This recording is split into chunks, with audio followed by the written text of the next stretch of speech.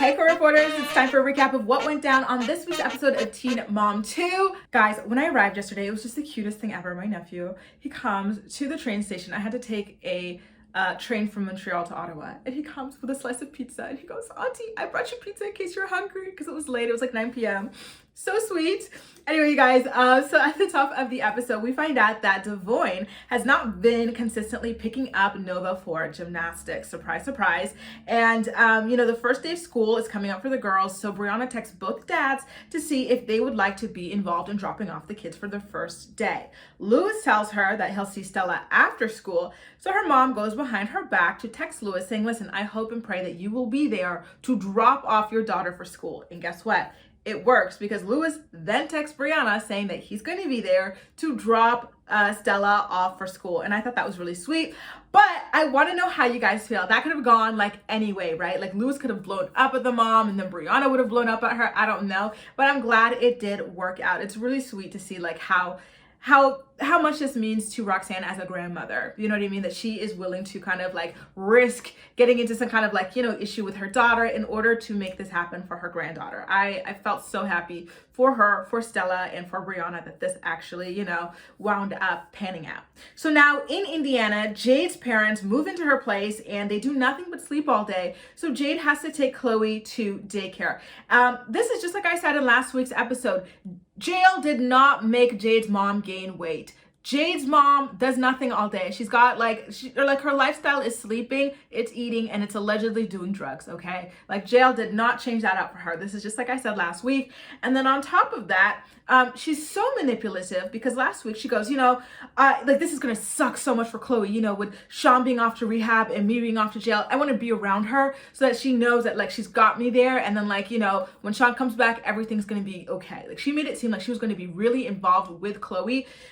If she would get to stay at Jade's house, and this would be the best interest of Chloe. And then guess what? She gets to stay at Jade's house, and what does she do? Sleep all day, does not watch a child, and Jade ultimately has to go and take the child into daycare. Come on now. So now Jade talks to her friend Chow about it all, and she says that her parents have overstayed their welcome and are taking advantage of her at this point. And I feel like I totally agree with her. She needs to learn to just cut them off and not look back. She would be so much happier without them. And they're not even setting a good example for her daughter either. Like, all these druggies around her kid who do nothing but sleep and just live like, but total losers all day. It's not good for her daughter to see that kind of behavior. The only person in Chloe's life who's going out, being a productive member of society is Jade. And so in my opinion, that's all she needs. She's got her friend Chow, she's good. So Jade decides to text her mom that she needs to get out of her house at this point. I don't know how much time she gives her, but she says, I texted her to let her know that I'm not comfortable with her and her boyfriend staying there anymore. So then she talks about how her mom cursed her out over being kicked out.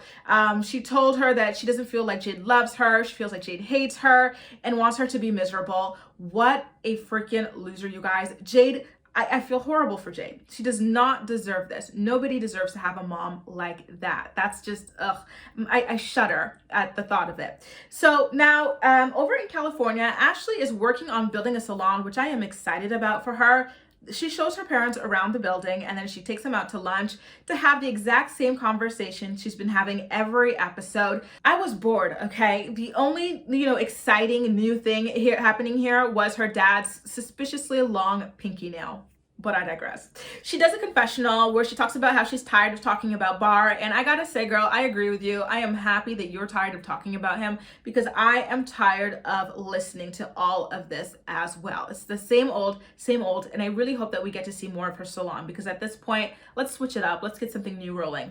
Now, in West Virginia, Leah tells her sister about Jay touring her house. Then Victoria invites Leah to join her in Costa Rica so she could introduce her 90-day fiance to his son for the first time. The child is about to be 2 years old, and with the pandemic and everything, Royer has not been able to see Kai, and that's got to be heartbreaking, right? So of course she invites Leah because Leah is the one who's sponsoring the whole immigration thing for the guy, and there might be some more expenses on the ground, so it's best to just have her come over so you can skip the whole wire transfer situation, I guess. So then she tells Leah, you know what, Leah, why don't you invite that guy that you're seeing as well to come and join us over there. And so Leah pretends that, oh my God, like invite a boy to come on a vacation with me this early into a relationship?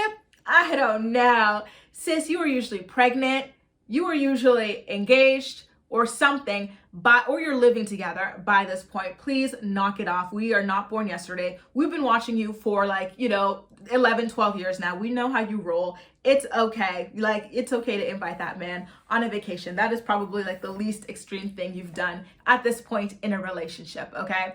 So now we're back in Indiana, where Jade's mom, Christy, tells the producer that Jade only gave her a few hours to leave, that she complains that she's been helping out with Chloe, so Jade doesn't really appreciate her. And I'm like, sis, we know that Jade had to drop Chloe off at daycare. You're a liar. That's not true. And again, here she is being, a typical manipulative crackhead. This is what they do. They manipulate the truth. They lie. They want everyone to feel bad for them. So you keep enabling, their drug addict behavior. But I'm glad that Jade has finally pulled the plug on that. And then she also claimed, oh, by the way, she also claimed that she and that loser man of hers that follows her around, she's like, oh, and we clean too.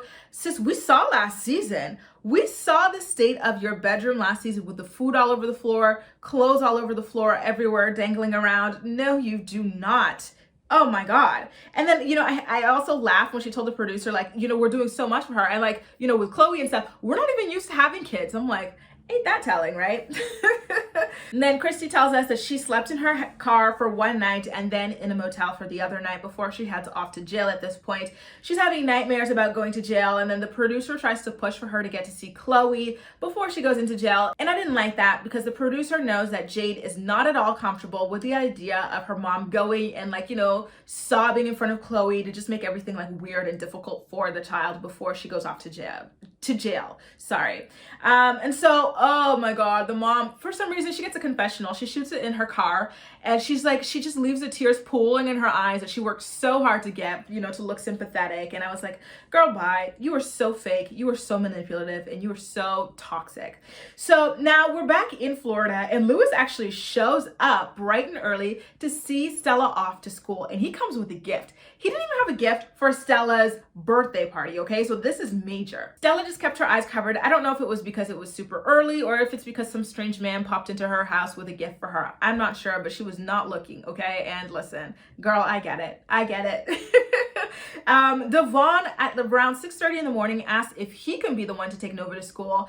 And so Brianna asked Nova if she would like for Devon to take her to school, and Nova says no, she wants to go with Brianna and her family, which makes sense, right? Because it's Stella's first day of school too. She wants to do the thing with her sister, together. Then they already had this planned. Devon is asking at the very last minute, 30 minutes before they have to leave the house, and he didn't even show up to ask. He texted, and I feel like he texted knowing it would be a no, so he could have this as an excuse for why he did not go, because he was probably still in bed, not even ready to take her to school, even if she said yes. Let's keep it real, you guys. Let's keep it real. He was playing games at this point, and I am super disappointed in him for that. Now, back in California again, Ashley goes to a paint and sip with her mom and sister looking super chic and bougie. I loved her little beret. And then, the producer comes along. First of all, they're asking her all these questions about that boring ass marriage of hers. And then the producer comes along and asks the same questions, how many times, in how many different ways can she tell us that she regrets marrying the guy? Seriously, how many times, how many ways? We're so sick of this. And Ashley is so sick about talking about it that she blows up and tells them that. And then she storms off driving, she's crying, and I felt bad for her. I'm like, you poor girl, this must be exhausting, having to constantly say the same thing over and over and over and over again. I know you guys are struggling for content since Chris and Kale are not filming right now, but come on, give me something else. She's opening a salon. Let's get into that. What is going on over there? There's got to be something else happening in her world. Life after graduating school. What are her, you know what I mean? Something.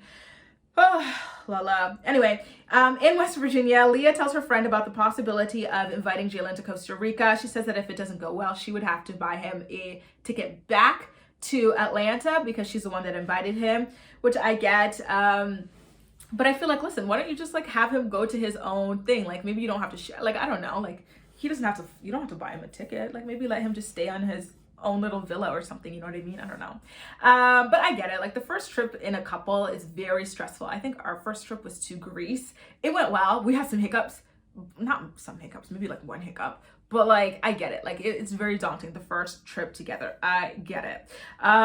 Now Ashley's sister back in California calls her about storming out, and Ashley tearfully tells her, you know, that she needs time to figure things out for herself. So here we are again having another scene of Ashley saying the same thing. Please leave me alone with this. I'm so tired of this. I'm sorry. I can't. The girl knew what she married, so I can't feel bad for her, you know, like move on. What else is going on?